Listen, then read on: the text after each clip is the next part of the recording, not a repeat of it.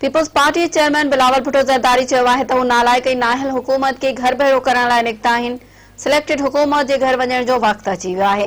इमरान खान पोखलाहट जो शिकार थी वियो आहे। हुकूमत अवाम जो जीअण मुश्किल बनाए छॾियो आहे। अवाम जे मैंडेट ऐं ताक़त खे मञणो पवंदो। इमरान खान खे आणींदड़नि सां बि जंग जारी रहंदी।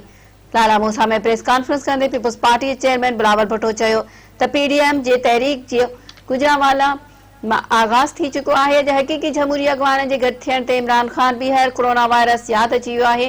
ख़बर पइजी वई त नाहिल ऐं नालाइक हुअण सां गॾु इमरान खान बुज़दिल बि आहे। बिलावल भुट्टो ज़रदारी जो त सिलेक्टेड हुकूमत जे घर वञण जो वक़्तु अची वियो आहे।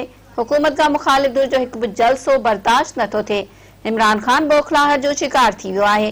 हुकूमत अवाम जो जीअण जंजाल बणाए छॾियो आहे। पीपी चेयरमैन जो त कंटेनर ॾियण जूं ॻाल्हियूं कंदड़नि रस्ता सील करे छॾिया आहिनि। बीपी अॻवाननि कारकुननि खे हिसायो पियो वञे।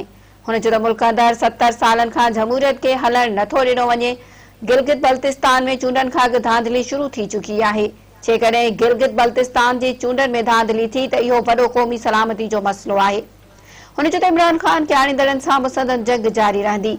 फ़ौज खे चूंडनि में सिक्योरिटी ॾियण बदिरां सरहदुनि जे मामले खे ॾिसणु घुर्जे।